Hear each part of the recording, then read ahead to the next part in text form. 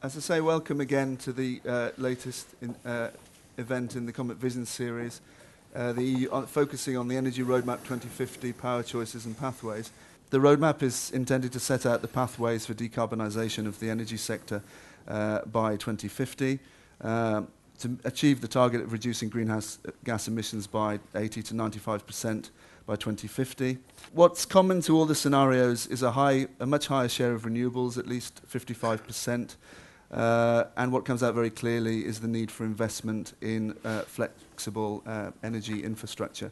I think there's a few key messages from the roadmap, that decarbonisation is possible, but the task for developing strategies for 2030 out to 2050 is urgent, that gas will be critical in the transformation, and that ETS will have to play an increased role. Our aim really was to confront both the European Union, member states, Parliament as a whole on the one hand, but also member state governments, parliaments on the other, and say, listen, if we're serious about the 2050 goal of reducing emissions by 80 to 95% by 2050, what is the comparison which you can make between existing policies and what they will achieve? Because wind and solar will dominate the electricity market, the running hours of gas power plants will not be 700, 500 hours, but they will be much, so it's around 2,000, 2,500, and some peak gas will be much. So there is absolutely no chance to get to more gas volumes. All in all, so far we believe as a business that we've been fairly successful. As a business in a quite tough business environment the last years. But by doing these things, it is a response to, first of all, a very bad situation with our existing power plants and building on some skills that we believe we have. But it is also, for a business, by going down that route, it is a bet. And it is a bet that European policy will play out. So we shouldn't become fixed on any particular numbers coming out of this. There was a 30% renewable energy figure that a number of the scenarios converged on around 2030. To us, that doesn't say anything. There's any number of analyses that show you could go much deeper, much farther with renewable energy by 2030. Compared to the literature, the Commission tends to underestimate the potentials for renewable energy, as has been consistently the place over the decades. We need to ensure the sustainable use of resources, energy resources among them, which means controlling energy demand. If we're unable to control our demand, the supply has to meet it, and that supply will include things that are simply unsustainable at high volumes, not just oil and gas, but things like bioenergy.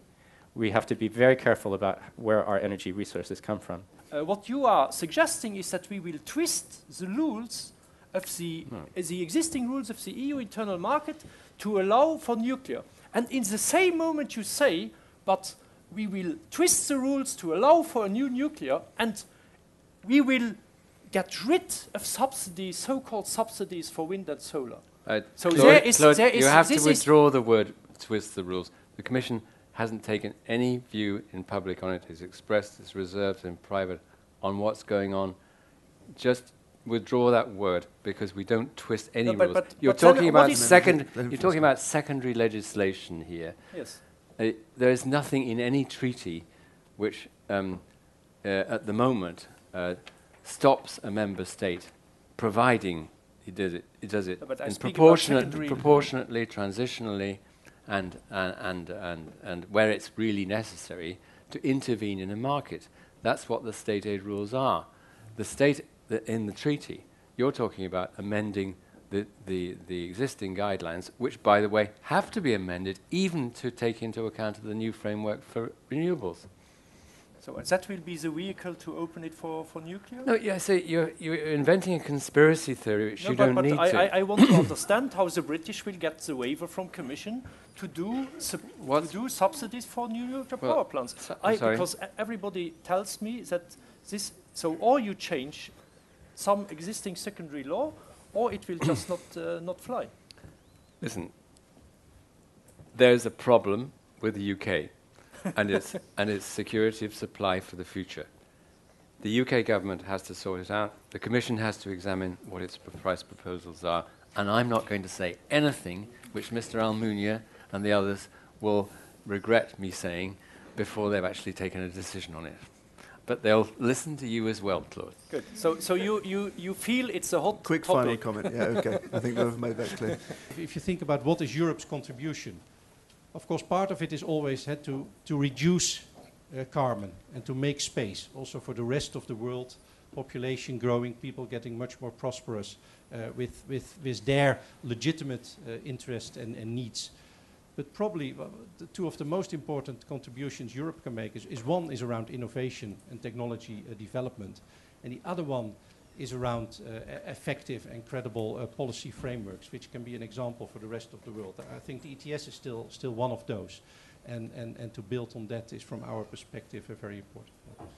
Thank you to you, Simon. Thank you.